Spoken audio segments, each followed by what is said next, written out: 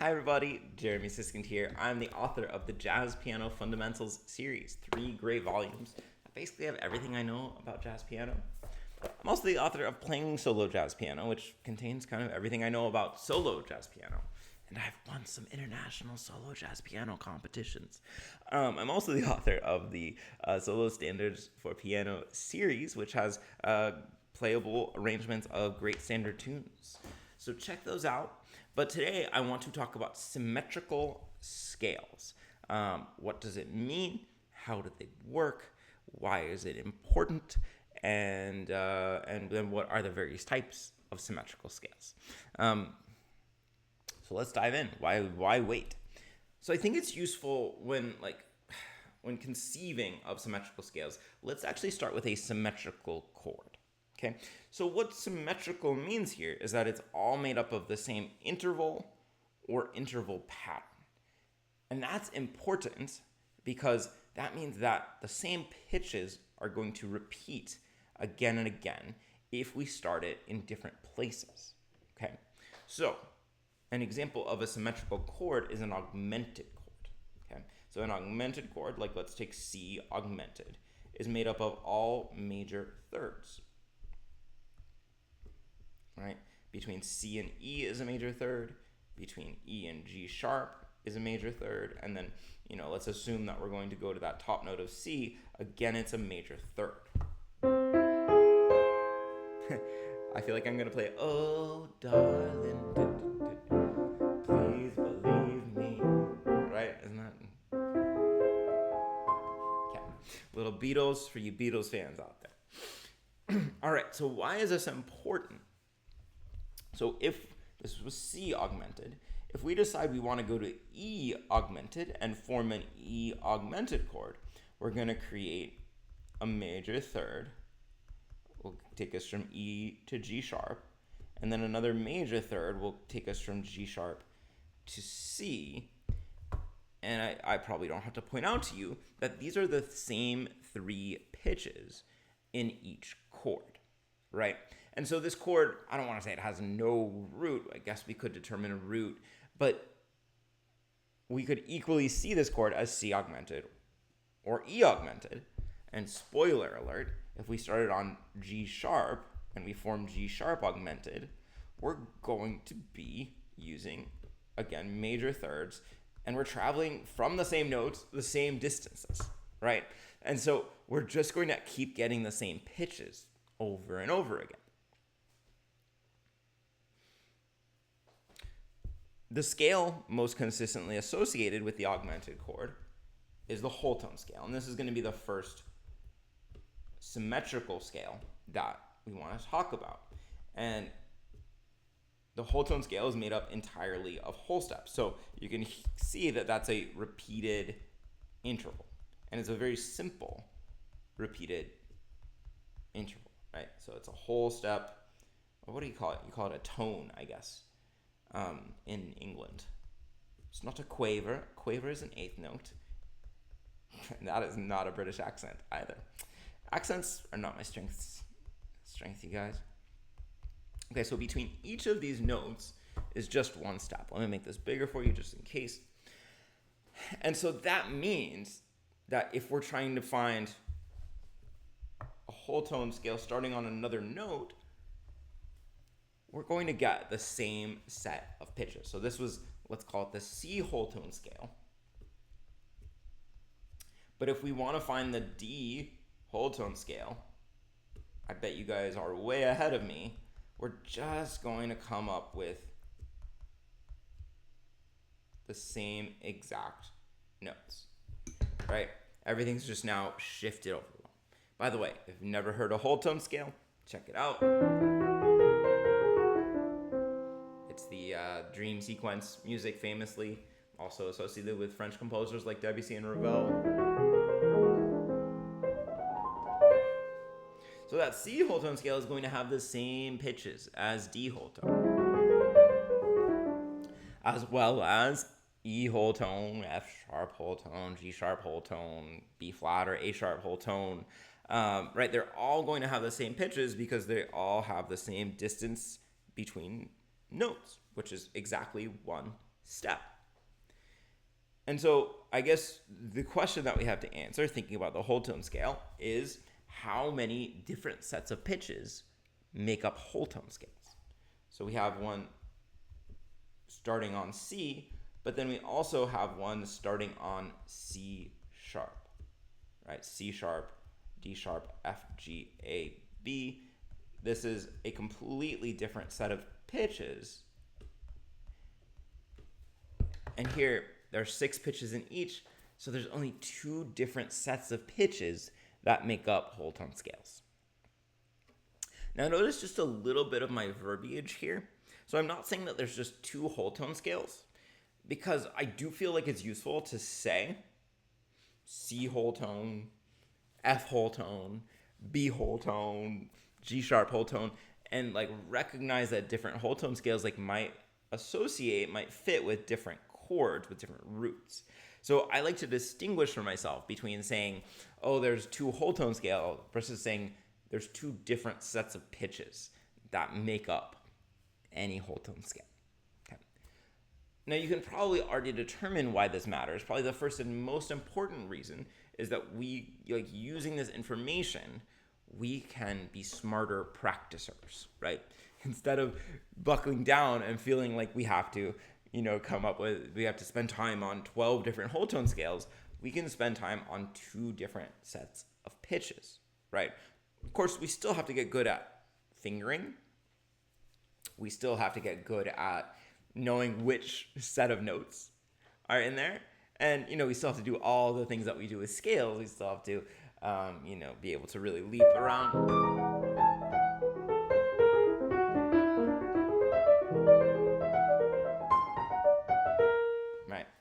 So that's really, to me, the biggest thing, is that we can be much more efficient with our practicing. I think it does also give us clues into fingering, right?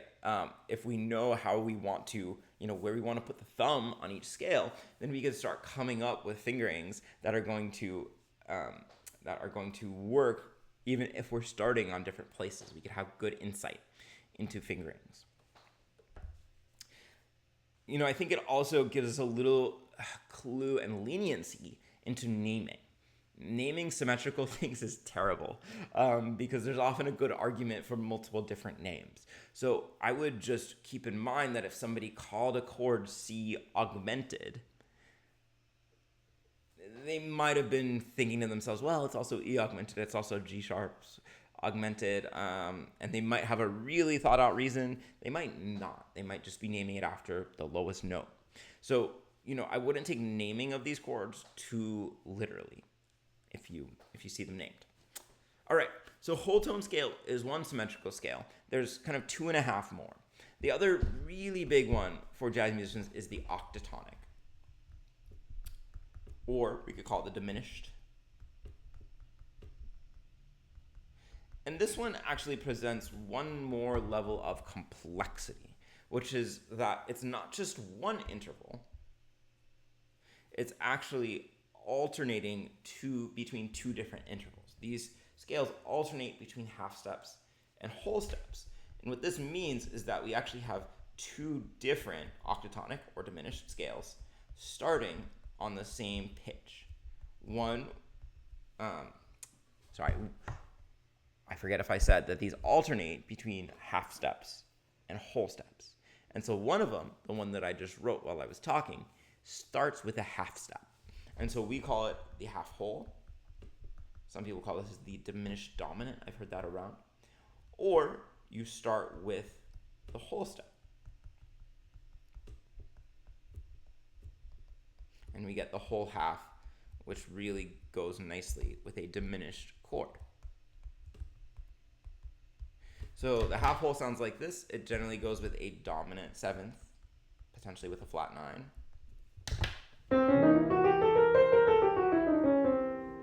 Right. And then the whole half goes with a fully diminished 7th chord. So these are both made up by alternating between whole steps and half steps. But that top one, just to restate, starts with a half step, whereas the bottom one starts with a whole step. Now, this gets kind of interesting. They both repeat this at the same place, which is a minor third. Now, why a minor third? It's because when we add up a whole step plus a half step, we get a minor third. So the pattern is going to restart every minor third. Not every note here, but every other note of the scale. So if we're looking for a half whole scale, we would get C half whole, E flat half whole, F sharp half whole, and A half whole. And same thing with the whole half. If we're looking to get another, the symmetrical principle, and I have 2 G flats in here. I'm so sorry. I should be fired for that. That's what I get for trying to talk and write scales. All right, so if we're looking for a whole half scale, we could start this set of notes on C, E flat, G flat, and A. Now, where this gets a little hard to follow, so try to focus in. If you haven't been focused until now, now's the time. Is that if we start on the other spot of the scale, we're still alternating whole steps and half steps, but now we're starting the other way. So now we're getting whole half, whole half. So we get actually the D flat whole half scale, the E whole half scale, the G whole half scale, the B flat whole half scale. So the symmetry is a little bit more complex because of the alternation between 2 different intervals. So how many total sets of octatonic or diminished scales are there? There's 3 sets. 3 different sets of pitches.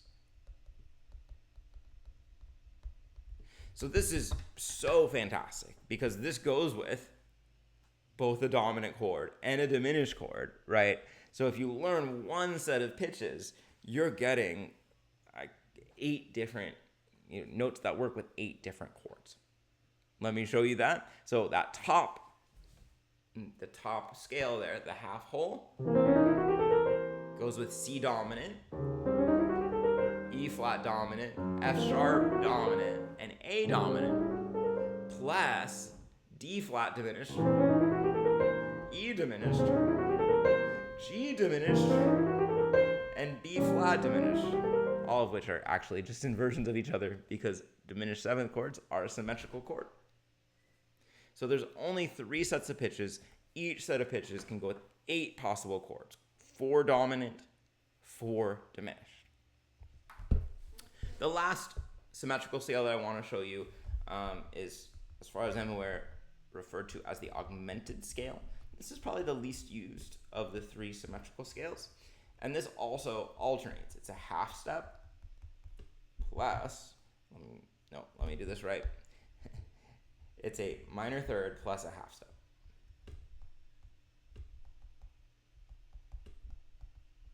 So if we're starting on C,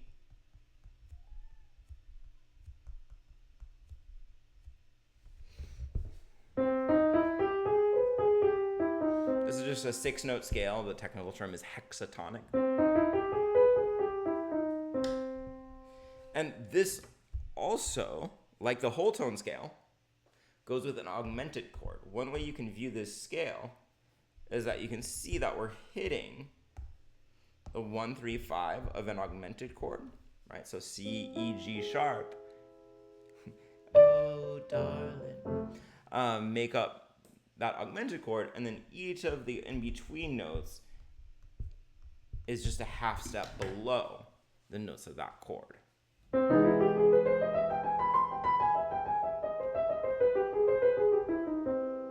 Which is kind of cool. And because this is associated with the augmented chord, it's going to repeat every major third. So the C, E, G sharp augmented scales are going to be the same scale. I associate this scale with Chick Corea. He loves these kind of minor third intervals and putting them into his improvisation. I'm sure a lot of other people, Meldau, Herbie, lots of others use this as well. But whenever I hear this sound, I think about Chick Corea. So those are the 3 symmetrical scale, or 3.5, because there's two octatonic scales. Those are the 3.5 symmetrical scales that I know: the whole tone scale, the octatonic scale with its 2 variants, and then the augmented scale. Thank you very much for watching. I hope that was helpful and useful. Hop on over to jeremysiskind.com. If you dug that, you might enjoy checking out Jazz Piano Fundamentals Book 3, which goes into some of these more interesting modern sounds and talks a lot about Jake and Herbie and that generation of players. If you did manage to watch the end, thank you. And why don't you say something about the Beatles, since I kept wanting to go into Oh Darlin' after playing that augmented chord. Take care, everybody.